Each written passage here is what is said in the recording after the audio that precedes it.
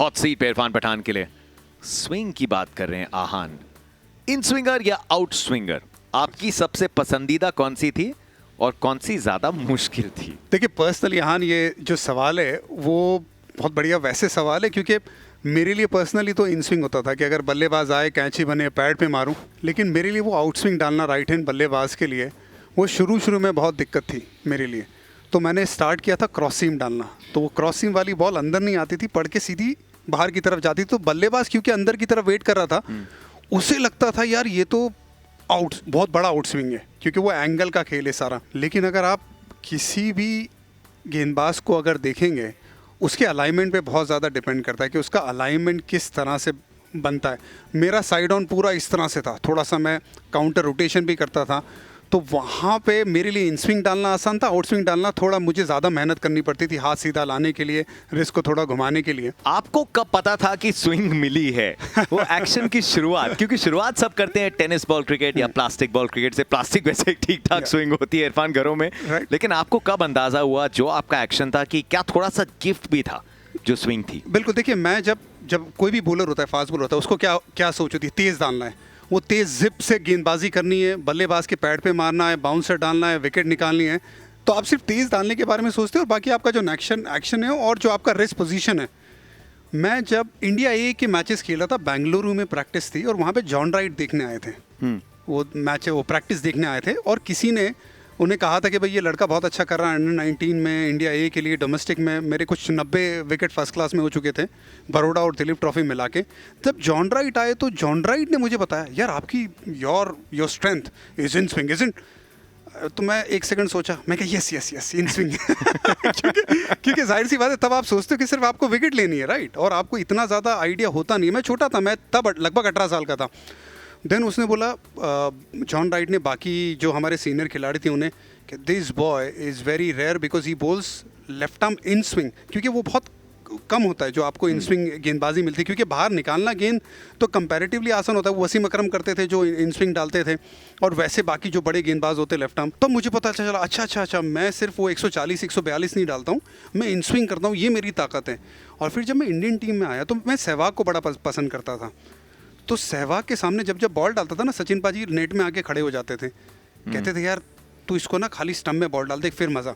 और जब मैं स्टंप में डालता था बॉल, वीरू भाई का कैंची बनता था और मेरी बॉल अंदर आती थी, पैर पे लगता था, और पीछे से सचिन पाजी स्माइल करते थे।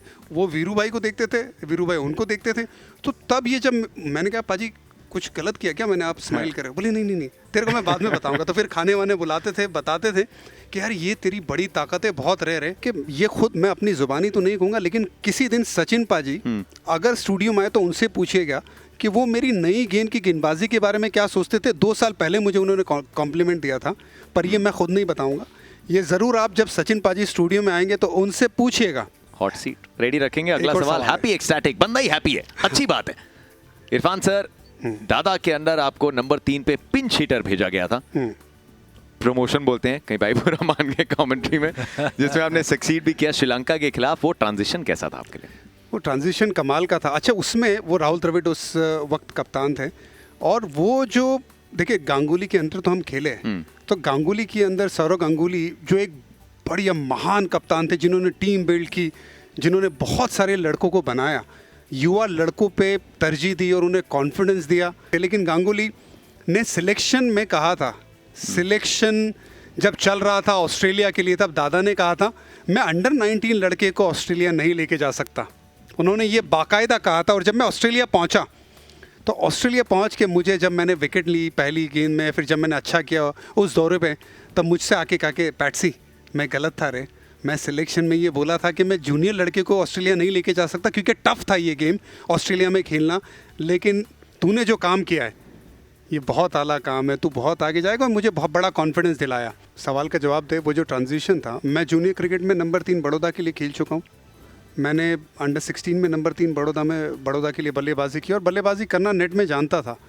तो जब खिलाड़ी देखते ना, तो वो भांपने की कोशिश करते कि कौन सा लड़का ऊपर बल्लेबाजी कर सकता है। तो सचिन तेंदुलकर, महान सचिन तेंदुलकर थे, जिन्होंने एडवाइस किया कैप्टन और कोच को कि भाई आप इसको नंबर 3 बल्लेबाजी करो। और मेरा नसीब पहली मैच में जब नंबर 3 बल्लेबाजी करने आया, मेरे सामने महान सचिन तेंदुलकर थे और उनके साथ साझेदारी हुई थी, बहुत लंबी साझेदारी, बहुत एकदम बच्चे की तरह संभाल के चलाया था, लेकिन बड़ा मज़ा आया था। आज भी जब वो पीछे यूट्यूब पे आता है देखने में बड़ा मज़ा आता है। अब मेरा एक सवाल, हाँ जी, नंबर 3 बैटिंग करना और फिर नया बॉल डालना, ये थोड़ा सिलसिला बड़ा चल रहा है कि ऑलराउंडर लोग ढूंढते हैं, कितना मुश्किल होता है बतौर गेंदबाज एंड बल्लेबाज के। नंबर 3 गए, आपने 40 ओवर खेला, थक गए, फिर आपको नया बॉल डालना है, वो कैसे आपने मैनेज किया? कैफू भाई, वनडे में करना आसान था मेरे लिए, बहुत आसान था। मैं चाहता था कि मैं गेम के अंदर तुरंत इम्पैक्ट डालूं। हाँ। लेकिन मुझे याद है एडिलेड में जो मेरी सेकंड लास्ट टेस्ट मैच थी, मैंने लगभग 22-25 ओवर डाली और मैंने दोनों इनिंग में ओपन किया ऑस्ट्रेलिया में। ओह। तो वो टेस्ट मैच में टफ था,